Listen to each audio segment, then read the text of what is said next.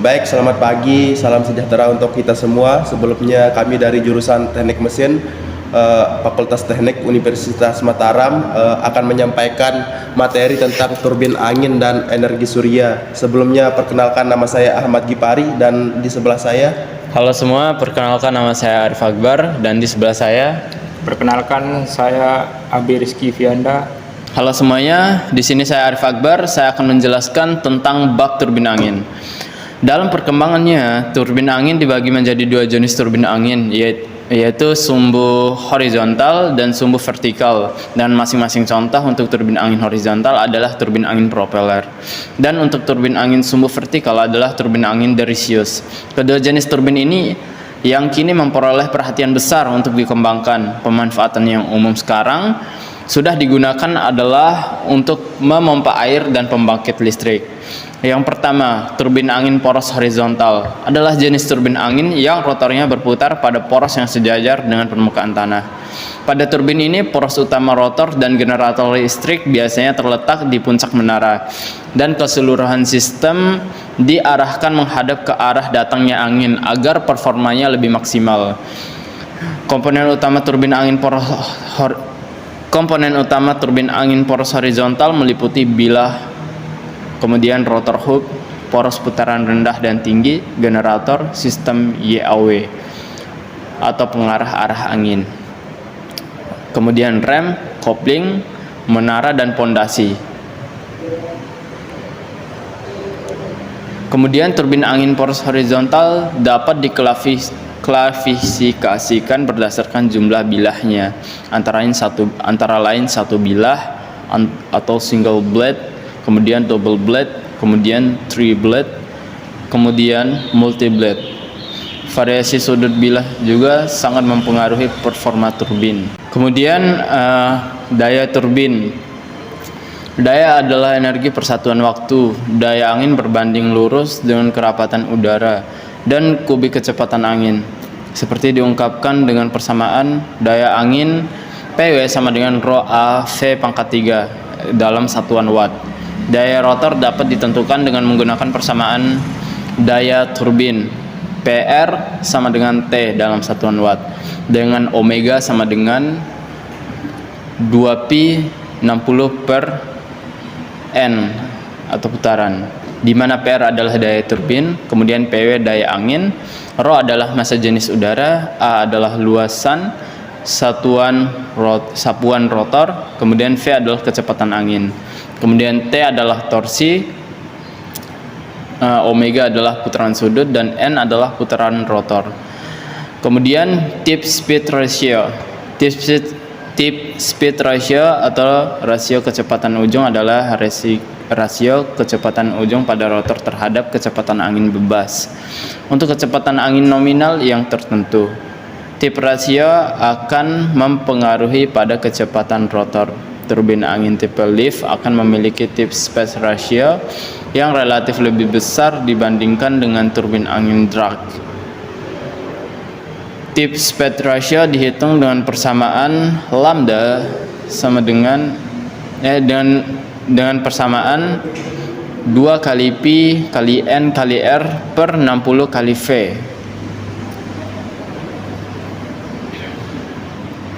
Kemudian rotor aerodynamic blade atau rotor berfungsi untuk menghasilkan putaran akibat gaya angin dan menggerakkan sumbu turbin dan sumbu generator yang kemudian akan menghasilkan energi listrik. Kemudian blade turbin angin menyerupai airflow yang memanjang dari permukaan sumbu sampai ujung blade tersebut. Airfoil adalah bentuk aerodinamik yang dianggap sangat efektif untuk menghasilkan gaya angkat. Pada blade turbin, angin akan terjadi tegangan geser pada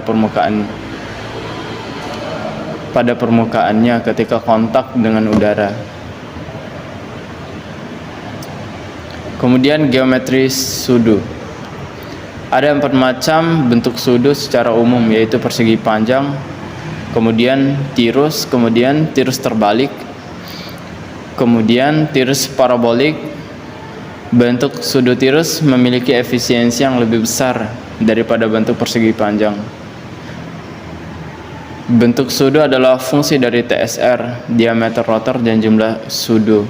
Elemen-elemen penting yang dipilih dalam merancang pseudo adalah bentuk planform blade, kemudian lebar blade, kemudian jari-jari pangkal, tebal blade, dan sudut pitch. Dalam membuat blade yang baik ada beberapa hal yang harus diperhatikan, di antaranya membentuk kurva gradual, kemudian blade ekor yang tajam, kemudian blade depan yang bundar, kemudian perbandingan ketebalan dengan chord, kemudian permukaan yang halus. Koefisien power, koefisien data adalah perbandingan antara daya turbin dengan daya angin. Nilai koefisien daya tidak akan melebihi nilai ideal yang ditentukan Betz, yaitu 0,593. Untuk menentukan koefisien daya dapat dihitung menggunakan rumus CP sama dengan PR per setengah PV pangkat 3 A luasan rotor, atau sama dengan PR per setengah rho V pangkat 3 PR kuadrat. Kemudian sudut pitch blade. Sudut pitch adalah sudut antara garis chord dengan bidang putar turbin angin. Perubahan sudut pitch sangat berpengaruh pada daya keluaran turbin angin karena berkaitan dengan kinerja aerodinamika rotor turbin angin. Kemudian konstruksi turbin angin. Ada beberapa konstruksi dalam membuat turbin angin, diantaranya yang pertama yaitu pseudo, yang kedua itu poros rotor putaran rendah, yang ketiga yaitu tower atau menara. Baik, mungkin itu saja yang dapat saya jelaskan tentang turbin angin ini. Apabila ada salah dan kurang kata, mohon maaf sebelumnya.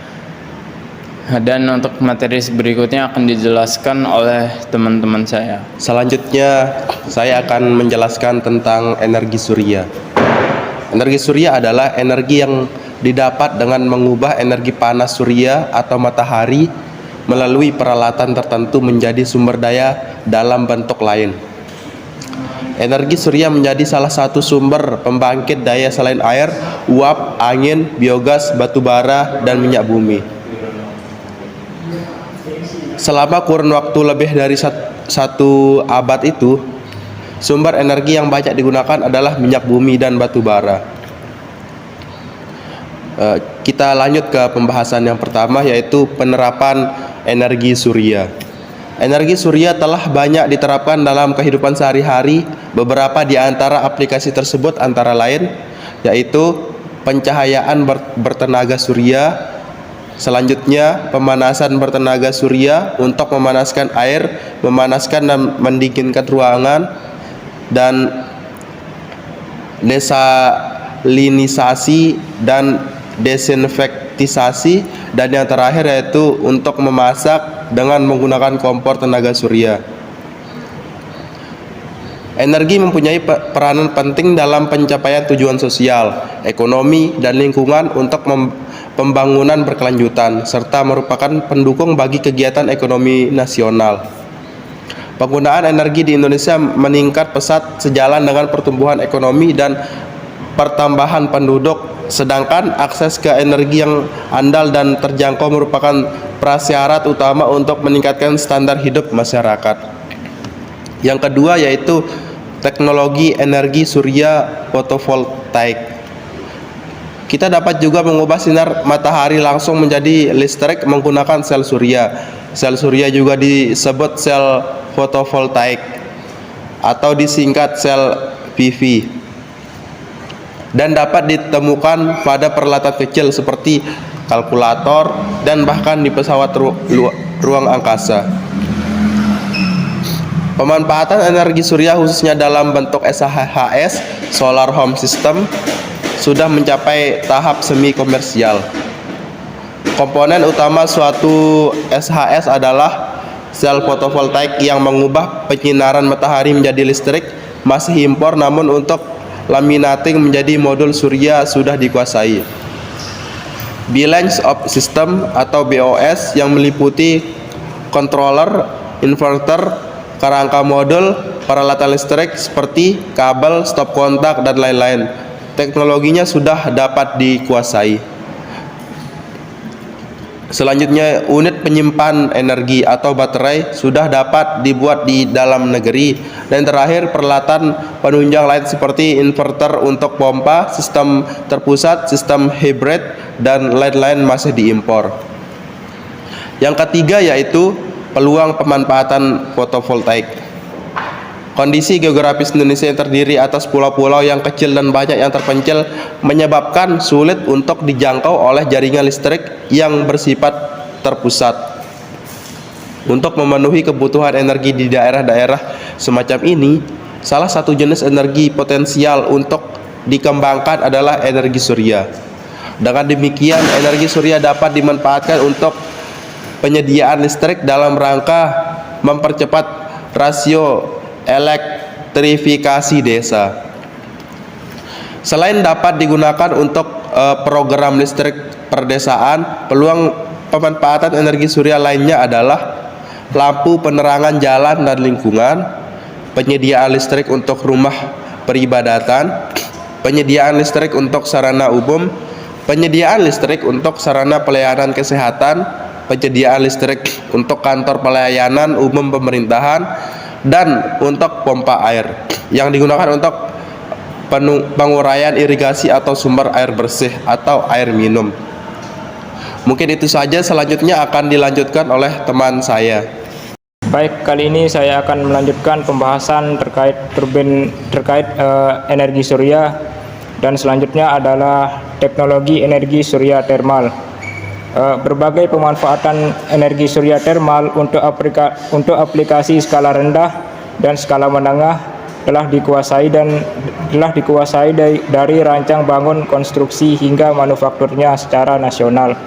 Secara umum, teknologi surya termal yang kini dapat dimanfaatkan termasuk dalam teknologi sederhana hingga madya. Beberapa teknologi untuk aplikasi skala rendah dapat dibuat oleh bengkel pertukangan kayu atau besi biasa.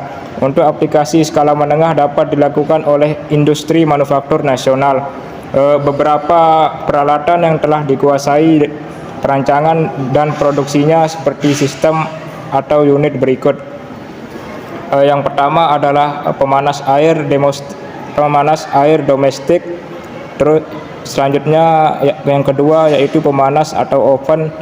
Yang ketiga, pompa air dan penyulingan air.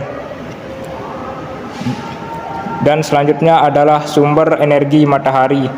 Cara kerja sel surya adalah dengan memanfaatkan teori cahaya sebagai partikel. Sebagaimana diketahui bahwa cahaya baik yang tampak maupun tidak tampak memiliki dua buah sifat, yaitu dapat sebagai gelombang dan dapat sebagai partikel yang disebut dengan foton. Penemuan ini pertama kali diungkapkan oleh Einstein pada tahun 1905. Energi yang dipancarkan oleh sebuah cahaya dengan panjang gelombang 1 frekuensi dengan foton V dirumuskan dengan persamaan E sama dengan Hc/1, dengan H adalah konstanta Planck dan C adalah kecepatan cahaya dan vakum. Persamaan di atas juga menunjukkan bahwa foton juga dilihat sebagai sebuah partikel energi atau sebagai gelombang dengan panjang gelombang dan frekuensi tertentu dengan menggunakan sebuah device semikonduktor yang memiliki permukaan yang luas dan terdiri dari rangkaian dioda tipe P dan N. Cahaya yang datang akan mampu dirubah menjadi energi listrik. Dan jenis-jenis sel surya adalah sel surya berjenis silikon, sel surya berjenis lapis tipis, sel surya multi junction, sel surya DSSC, dan sel surya organik yang berbahan baku utama polimer. Cara kerja dari sel surya. Cara kerja sel surya itu sendiri sebenarnya identik dengan piranti semikonduktor dioda. Ketika cahaya bersentuhan dengan sel surya dan diserap oleh bahan semikonduktor, terjadi pelepasan elektron. Apabila elektron tersebut menempuh perjalanan menuju bahan semikonduktor pada lapisan yang berbeda, terjadi perubahan sigma gaya-gaya pada bahan. Gaya tolakan antar bahan semikonduktor menyebabkan aliran medan listrik. Panel surya. Panel surya adalah perangkat yang terdiri dari rangkaian sel surya yang merubah cahaya menjadi listrik. Mereka disebut surya atas matahari atau sol. Hal ini dikarenakan matahari merupakan sumber cahaya terkuat yang dimanfaatkan sebagai energi baru tersebut. Berikut adalah cara kerja panel surya merubah cahaya matahari menjadi energi listrik. Yang pertama, cahaya matahari mengenai permukaan panel surya. Dan yang kedua selanjutnya yaitu setelah itu terjadi pengubahan energi surya menjadi listrik oleh panel surya sehingga dihasilkan listrik dengan arus DC. Dan yang ketiga yaitu selanjutnya listrik DC tersebut diubah menjadi listrik AC menggunakan alat inverter. Dan yang keempat adalah listrik AC tersebut dapat disalurkan ke baterai penyimpanan, generator, alat listrik, dan alat listrik rumah. Penggunaan energi surya. Pada tahun 2001, Jepang telah memasang kapasitas 0,6 megawatt pol tenaga surya puncak. Sementara itu, Jerman memiliki 0,26 megawatt pol dan Amerika Serikat 0,16 megawatt. Penerapan pertama pemanfaatan energi surya dilaksanakan oleh Lembaga Elektronika Nasional yang juga diresmikan oleh almarhum Bapak Presiden kedua kita. Sistem pembangkit listrik tenaga surya telah diterapkan di Indonesia, yakni Solar Home System atau sering disingkat dengan SHS. Untuk pedesaan atau kepulauan dengan pola permukiman yang menyebar dan tidak terjangkau oleh PLN. Dan itu dia untuk penerapan sistem energi surya di Indonesia. Dan untuk selanjutnya, untuk harga dari sel surya bisa dilihat di tabel yang akan kami cantumkan. Dan sekian untuk pembahasan terkait energi surya. Terima kasih.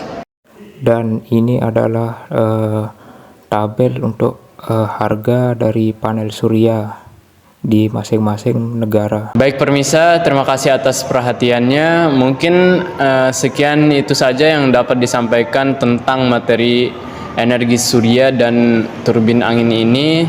Mohon maaf apabila kami melakukan kesalahan kata dan sebagainya. Mohon dimaklumkan. Saya mewakili. Wassalamualaikum warahmatullahi wabarakatuh.